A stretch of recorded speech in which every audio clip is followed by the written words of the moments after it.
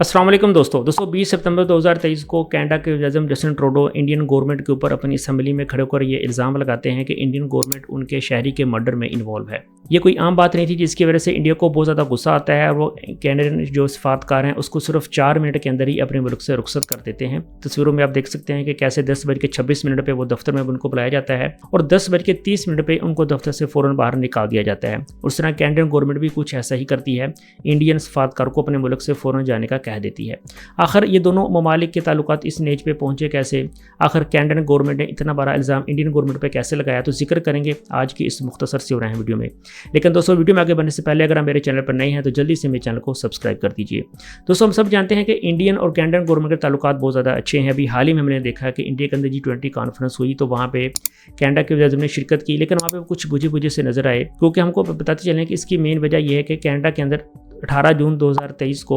एक इंडियन यानी कि शहरी का वहाँ पे मर्डर हो जाता है। ये एक शख्स कोई आम शख्स नहीं बल्कि तहरीक खालिस्तान के जो चीफ थे हरदीप सिंह निज्जर, उनका मर्डर होता है। उनका मर्डर उस वक्त होता है जब वो अपने मंदिर के सामने जा रहे थे और सुबह सुबह उनको फायरिंग करके कत्ल कर दिया जाता है, जिसकी वजह से कनाडा गवर्नमेंट इस केस की तहकीकात कर रही थी और इस केस के नतीजे में वो यहाँ तक पहुँचती हैं कि इसके मर्डर के अंदर इन गवर्नमेंट इन्वॉल्व है। और ये वजह है कि जस्टिन ट्रूडो असम्बली में खड़े होकर ये इल्ज़ाम लगा देते हैं कि हरदीप सिंह निज्जर के मर्डर के अंदर इन गवर्नमेंट ने मुदाखलत की है या उनकी एजेंसीज इन्वॉल्व हैं। अगर हम कनाडा गवर्नमेंट की बात करें तो उन्होंने ये बात कोई हवा में नहीं की, बल्कि उन्होंने मुकम्मल तहकीकात करके फिर बात की है, क्योंकि हम जानते हैं कि कनाडा के अंदर जो एजेंसी मौजूद है वो 5 आइज़ के नाम से जानी जाती है। और वो सिर्फ कनाडा की एजेंसी नहीं है बल्कि इसके अंदर जितने भी यूरोपीय ममालिक हैं उनके भी एजेंसीज शामिल हैं और सब एजेंसीज मिलकर 5 आइज़ कहलाती हैं और उन्होंने तहकीकात की हैं और वो इस नतीजे पर पहुँचे हैं। अगर हम बात करें कनाडा और इंडिया के ताल्लुकात की तो इन दोनों के दरमियान जो अभी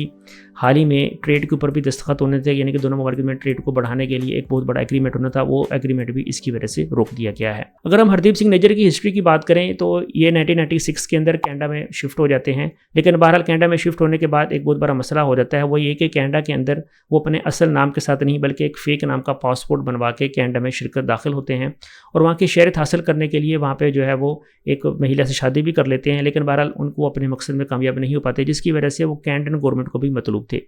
लेकिन यहाँ पे बहुत से इंडियन इस बात पर रिएक्ट कर रहे हैं कि अगर वो शख्स जिसने धोखा दिया जो कि इंडियन गवर्नमेंट के खिलाफ बोलता था, जाहिर बात है वो खालिस्तान तरीके के मेंबर थे और कनाडा में रह के वो इंडिया के खिलाफ सख्त बयान देते थे और इसी वजह से वो इंडिया को मतलूब भी थे।